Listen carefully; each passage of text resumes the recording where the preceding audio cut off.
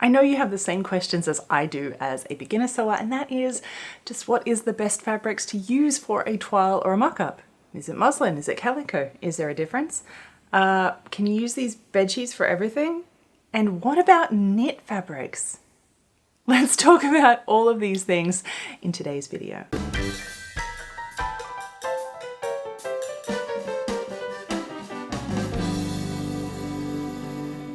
Welcome back, my sewing friends. It is delightful to have you here yet again. As always, my name is Evelyn Wood, and here on this channel we do everything vintage sewing skills to help our modern day sewing so you can get better at your own sewing and creating the garments of your dreams. So hit the subscribe button if you haven't already, if that sounds like something that you're interested in. Now, I remember having these same questions when I was a beginner sewer as to just what are the best fabrics to use for a toile or a mock-up. Can you use the same fabrics for all different types of fabrics, or should you use something different?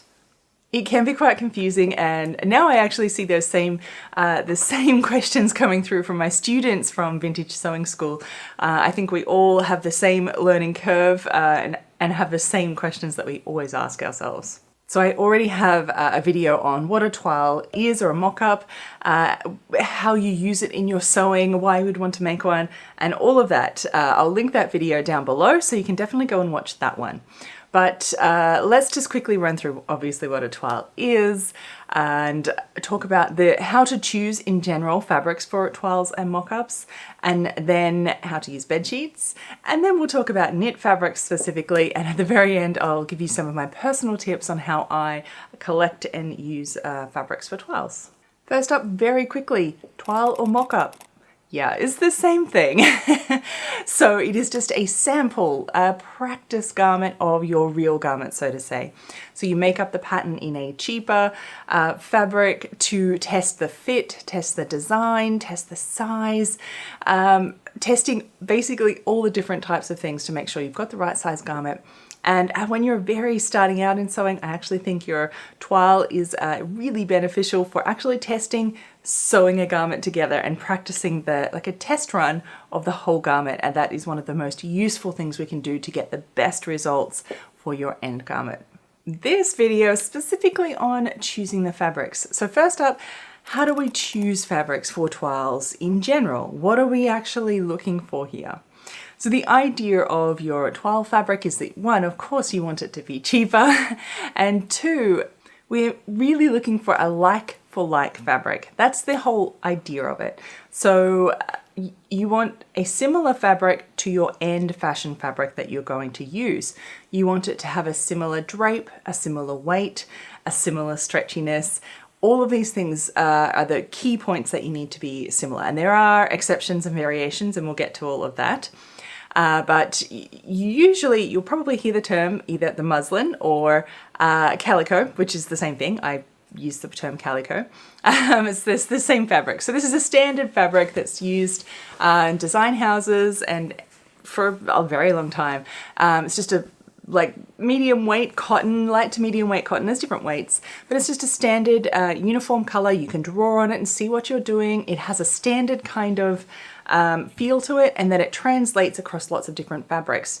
It holds its structure so you can drape it on a mannequin and continue drain lines, etc. if you're creating your pattern that way as well. That's sort of why you would use that. Going out and buying rolls of calico and muslin are not really a great idea for a lot of us, and there are exceptions, and we'll get to all of that in this video of other alternatives you can do. So what are some of the exceptions? Well, of course, stretch and wovens are completely different fabrics and need to be different. You can't make a woven fabric toile for a knit end result. They're completely separate and need to be dealt with separately and have they're separate fabrics. So we'll get to knits in a little bit later. So to deviate from the traditional calico or muslin, there are some exceptions, including cost. Buying a whole new bolt of fabric for this purpose could be expensive. I have some better alternatives. And sustainability as well.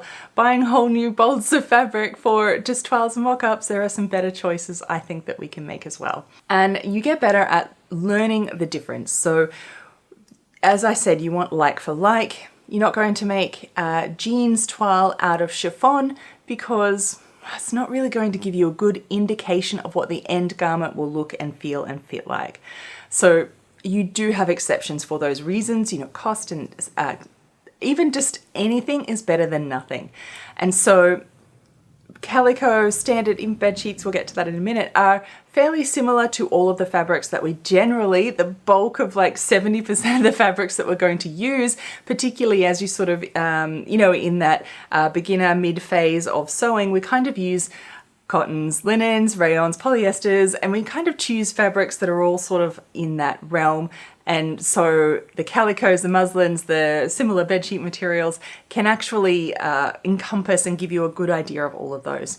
As you get better and better at knowing the weight and handle of different fabrics, you'll be able to add that into your assessment of your toile, because you'll know that your fabric will handle ever so slightly different than the calico or the bed sheets that you're using, and you'll be able to put that in your assessment and make better use of it. And it comes just with experience and practice, and you'll get better at it. So let's talk about using bed sheets instead of the calico or muslin.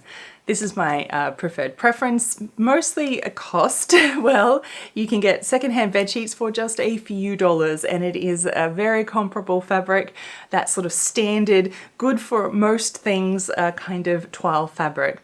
And of course, sustainability. You know that is quite important to me, and it's a big aspect of what I do. Even when I was, before I started Vintage Sewing School, and I was still making one-on-one client garments, I did a lot of bridal gowns.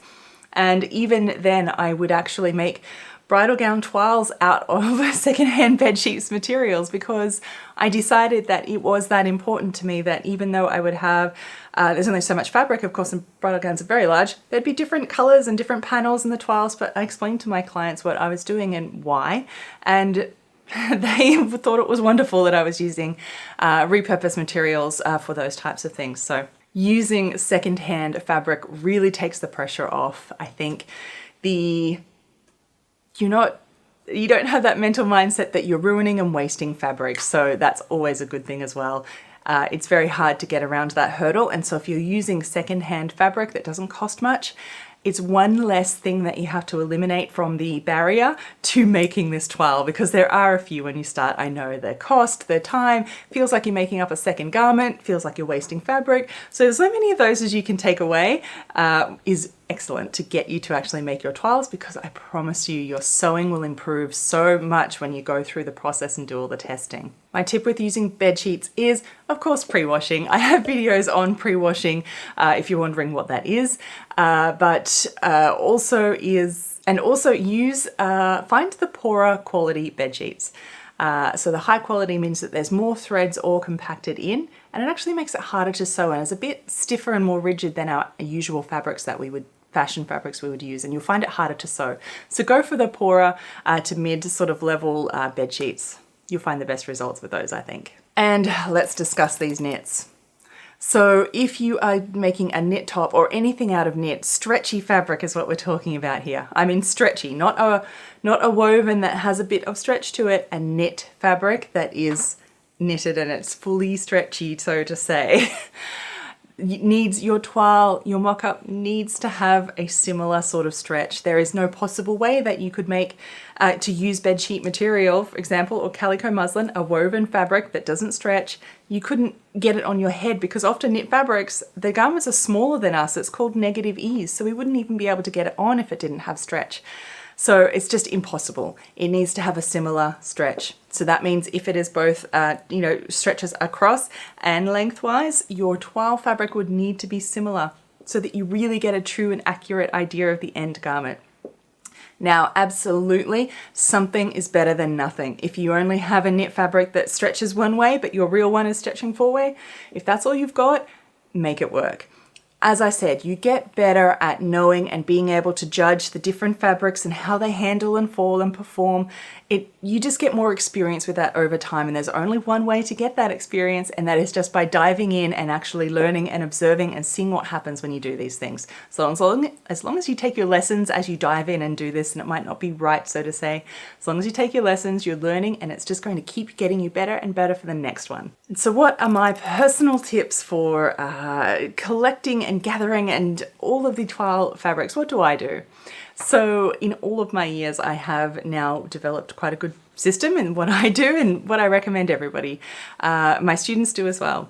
So I use secondhand bed sheets for all of the woven fabrics generally. So anything from cottons to linens to soft bed sheets for rayons even, you can get away and use these. I like to use them for sustainability and for cost factor. And so this means every time you're at the thrift store, go into that section and buy them.